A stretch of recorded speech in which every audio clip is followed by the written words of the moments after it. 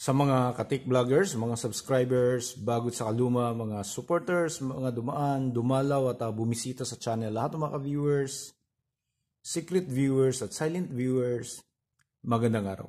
So ngayon ituturo naman natin yung paano magkabit ng speaker sa isang high impedance amplifier or high Z amplifier, no?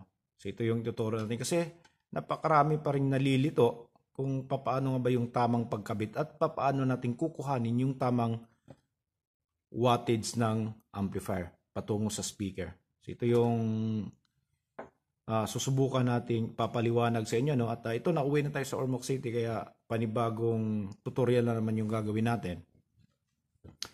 So dito, ito'y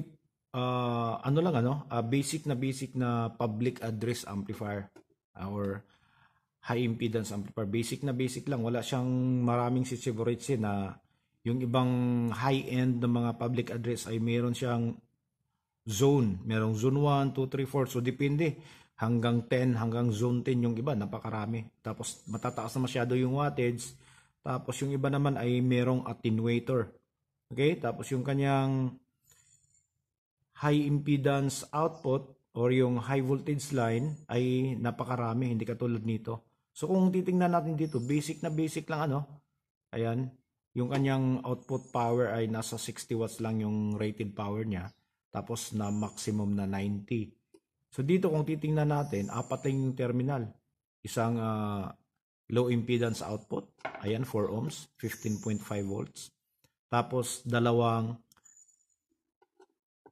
high voltage line or high impedance output. 70 volts tapos 100 volts. So ngayon, paano nga ba tayo magtatap? Okay? So kung magtatap tayo ng halimbawa low impedance output. So pagpalagay na lang natin 4 ohms or 8 ohms So dito tayo magtatap. Huwag natin pakialaman dito. Huwag tayong magtap ng dito. Huwag tayong magtatap dito. Ito lang. Common.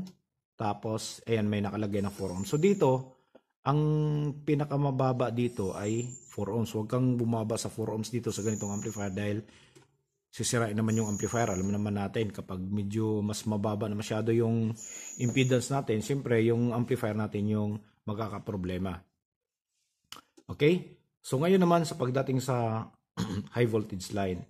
So sa high voltage line, sa mga ganito, ito yung pinaka-ordinaryo Yung iba kasi, yung ibang design ng mga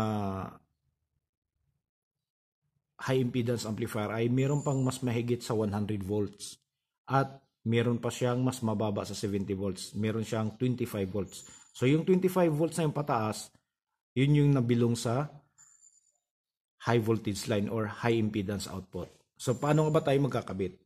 Okay, so meron tayong ito ayan. So ito yung Chinese made na speaker transformer. Ayan siya. Tapos ito naman yung Iranian made. Ito made in Iran. Ayan, ito. So hindi siya magkakapareho ng coding. So bawat manufacturer, yung iba naman hindi sila magkakapareho ng code talaga. Yung color code. So dito, itong black, ito yung pinaka-common. Dito naman, pareho lang. Okay? Pareho lang. Yung 70 volts line nito ay nasa gitna, kulay dilaw. Tapos, ito naman ay kulay puti, yung 70 volts line. Yung 100 volts line niya, kulay pula. Dito naman, kulay blue. Bakit nga ba mayroong ganun? Bakit hindi naka-fix sa 100 volts line lang tsaka sa 70 volts line? Kasi meron ding ibang klase na high impedance amplifier na walang 100 volts, 70 volts lang yung meron. Tapos yung iba naman ay 100 volts lang yung meron, 70 volts naman yung wala. So parang parang linear transformer na ginagamit natin sa ating mga power supply na merong common 110 tsaka 220. So pareho lang dahil may mga bansa na gumagamit ng 110, meron ding mga bansa na gumagamit ng 220. Yung ibang bansa ay walang 220, yung iba naman ay walang 110. Tapos may bansa din na both meron. Katulad na lang ng Middle East, meron silang 220, meron din silang 110. Kaya nandiyan yan. Okay, kung ano man yung design ng circuit, anong klaseng high frequency amplifier o high impedance amplifier meron, so pwedeng gamitin tong mga transformer na to. Ayan. Kaya nandiyan yan yung 70 tsaka 100 volts line. So paano naman natin ikakabit to? Ayan. So sa pagkakabit naman ng high impedance speaker papunta sa high impedance amplifier, simpleng-simple lang. Ayan o. Itong block na to, itong pinaka-common niya, so dito mo ikakabit sa common. Diyan. Tapos kung gagamitin mo 70 volts line, huwag mo nang itap kasama yung 100 volts line. Ito lang yung dalawang gagamitin mo. Okay? So ulitin ko, katulad na lang paggamit natin ng mga linear transformer or low impedance transformer sa mga power supply. So kung gumagamit ka ng 220, syempre hindi mo na isasama yung 110 line. Di ba? O kung gumagamit ka ng 110, hindi mo na sisama yung 220. Masusunog yun. So ganun din dito. Ganun din dito. Hindi mo na pwedeng isabay. Okay? So ang gagamitin mo diyan niya, ulitin natin, yung block niya, pinaka-common niya ay para sa common. Kung 100 volts line ka, dito ka lang sa 100 volts line. Huwag mo nang isama to. O kung 70 volts line ka lang, huwag mo nang isama yung 100 volts line. Ganun lang yung pagtatap. Tapos papaano naman natin kukuhanin yung tamang wattage na 60 watts? Paano natin kukuhanin yan? So simple lang, dito sa mga ganito, mga madalas sa mga public address amplifier or sa kahit na anong klaseng tinatawag na high impedance or high voltage amplifier, mga ganito. Simple lang. Lahat ng ganyan na connection ay nakaparallel. Wala akong nakikitang nakaseries. So depende na lang siguro kung yung laman ng speaker na gagamitin, yung DIY ay modified. Pero sa mga ganitong klase kasi, kahit saan mo siya titingnan, walang nagsiseries sa output. Lahat yan nakakabit, nakaparallel. Okay? So ngayon, para makuha mo yung 60 watts na yan, tapos gusto mong gumamit ng, halimbawa, pagpalagay natin, gusto mong gumamit ng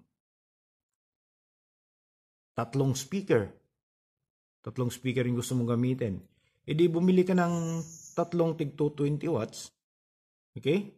Tatlong tig 220 watts, tapos parallel mo yan lahat. So tatlong 20 is magiging 60 na siya. So paano naman yung transformer natin? Yung tinatawag na step down transformer or speaker transformer. Ang gagawin natin diyan depende, no? Kung makakuha ka ng isang transformer, so halimbawa na lang yung tatlong speaker ay gagawin mo sa ganito, column, iisa lang siya.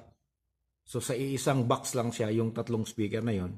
So kumuha ka ng transformer na ang kanyang handling capacity ay 60 watts. Okay, tapos yung output ng transformer mo ganito. Andyan, nakakonekta na yung tatlo, nakaparallel. Okay, nakaparallel. Ganun lang. So kung gagamit ka naman ng tinatawag na gusto mo namang yung tatlong speaker na yun ay ihiwalay, okay? Hiwalay tig-isang box. So ang gagawin mo, bumili ka ng tig-isang ganito na mayroong siyang handling capacity na 20 watts. Tig-isang line transformer yung gagamitin mo.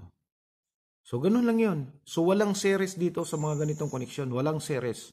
Lahat yan nakaparallel. Dahil yung dinadala dito, hindi yung kanyang yung dinadala dito ay yung voltahe. Yun yung nagpapatakbo sa speaker natin. Yung high voltage. Katulad na lang dito, ito, meron tayong papakita. Konti.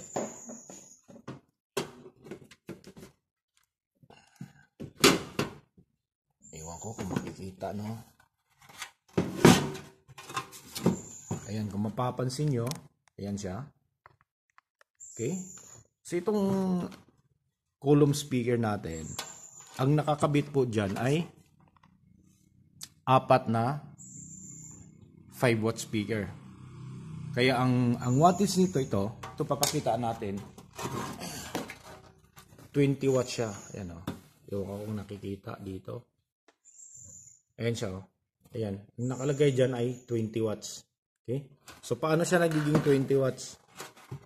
Ayan. Meron siyang speaker na nakaparallel na tigfa 5 watts yung isa. Ayan. 4 na piraso. So, 4 na 5 di 20. Okay? Tapos yung handling capacity ng kanyang transformer, yung speaker transformer ay 20 watts. Ayan. Kaya hindi na niya kailangan lagyan ng individual na transformer dahil yung capacity nito ay tamang-tama na para sa 4. Okay? So, ayan. 5 times 4, 20. So, 20 watts siya. Tapos, ito naman ay 20 watts din yung handling capacity. So, tamang-tama lang talaga siya dyan. Okay? So, ganun lang yung pagkukuha. Depende lang ano. So, kung sa ganitong pamamaraan, kukuhanin mo yung 60 watts. Ayan. So, bumili ka ng 3 ganito na tig 20 watts yung kanyang wattage. Tapos, kung ang laman niya sa loob ay 4 na tigfa 5 watts, so, total meron kang 12 speakers na magagamit para makuha mo yung 60 watts na power ng amplifier natin. So, ganun lang. Ganun lang siya. Okay, so sana naintindihan natin ano, at kung meron man hindi at medyo nalilito pa rin, mag-comments down below na lang at doon na lang din natin sasagutin at ipapaliwanag. So, hanggang dito na lang. Maraming salamat. God bless at bye-bye.